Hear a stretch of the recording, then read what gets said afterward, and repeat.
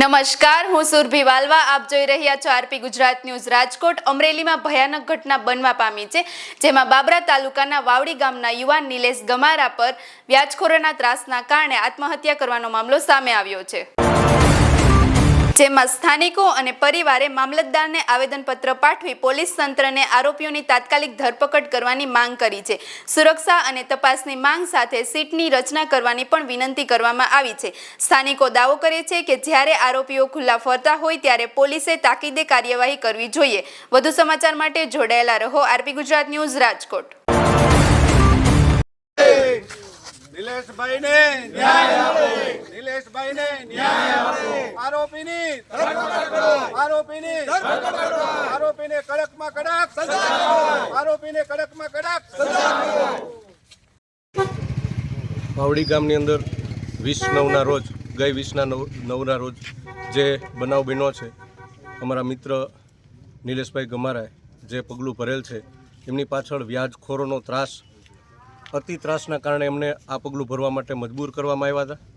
એટલે આ તકે બધા સમાજ ભેગો થઈ અને મામલતદારશ્રીને એવું આવેદન આપવામાં આવ્યું છે કે આ વ્યાજખોરોના ત્રાસથી હવે ભવિષ્યમાં આવું કોઈ ઘટના ન ઘટે અને આ આરોપીઓને વહેલી તકે સજા કરવામાં આવે અને ચોક્કસ તપાસ કરી અને જે આરોપીઓ છે એમની ધરપકડ કરવામાં આવે અને જે અમારા નિલેશભાઈએ પગલું ભરેલ છે એમનો યોગ્ય કાર્યવાહી કરી અને એમને ન્યાય આપવામાં આવે. મારું નામ ગોપાલભાઈ ગમારા છે અને અમારા કુટુંબના યુવાનને જે અન્યાય થયો છે અને જે આ ભોગ બન્યો છે, અમારા સમગ્ર ભરવાડ સમાજ અને સમગ્ર અમારા કુટુંબ દ્વારા અમે અમારા આ યુવાનને ન્યાય મળે અને એની પૂર્વ તપાસ થાય તેવી અમારી માંગ છે. અને અમે જે તે સમયે આ વસ્તુ બન્યું છે તે એક ખૂબ નાની ઉંમરમાં અમારો એક યુવાન અમે ગુમાવ્યો છે, તો અમારા આ યુવાનને ન્યાય મળે, બસ એ જ અમારી માંગણી છે. હું વસરામભાઈ આર સુસરા, એડવોકેટ, બાબરા તાલુકાના વાવડી ગામના નિલેશભાઈ વજુભાઈ ગમારા એ વ્યાજખોરોના ત્રાસથી અને સતત ધાકધમકી અને દબાણના કારણે એમને મરવા માટે મજબૂર કર્યા. એમને કારણે એમને સુસાઇડ કરવી પડી અને સુસાઇડ નોટની અંદર જે એમને ત્રાસ આપનાર છે, મરવા મજબૂર કરનાર છે, તમામના નામ આપેલા છે. આ બાબતે બાબરા પોલીસ સ્ટેશનમાં 20/9/25ના રોજ બનાવ અંગેની ફરિયાદ આપવામાં આવેલ છે. આજ દિન સુધી આ કામના આરોપીઓની ધરપકડ કરવામાં આવેલ નથી. આરોપીઓ ખુલ્લેઆમ છૂટા ફરે છે. તાત્કાલિક અસરથી આ કામના આરોપીની ધરપકડ કરવામાં આવે.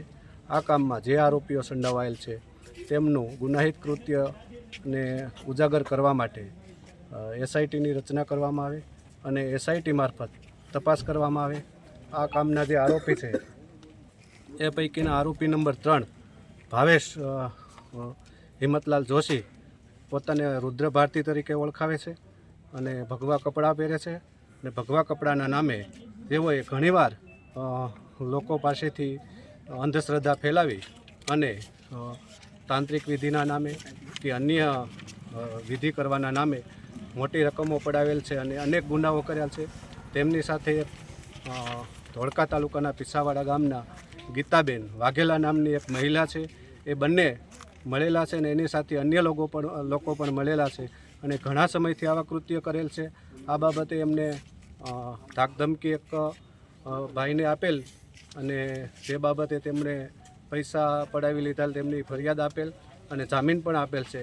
એટલે આ બાબતે સખતમાં સખત કાર્યવાહી કરવામાં આવે અને ઊંડાણપૂર્વક તપાસ કરી અને એમને ધરપકડ કરવામાં આવે, એટલે ભવિષ્યમાં જે બીજા લોકો સામાન્ય ગરીબ માણસો છે એ ભોગ ન બને અને આમના જે આ રુદ્ર ભારતી અને તેની સાથે જે સંકળાયેલા ગીતાબેન છે એમની સાથેના જે કોઈ માણસો છે એમના જે કૃત્યો બહાર આવે અને જે ભોગ બનનાર છે એમની હકીકતોને ધ્યાને લઈ અને કડકમાં કડક તેઓને સજા કરવામાં આવે, જેથી સામાન્ય પ્રજા એના ભોગથી બચી શકે અને ફરીવાર આવું કૃત્ય ન થાય.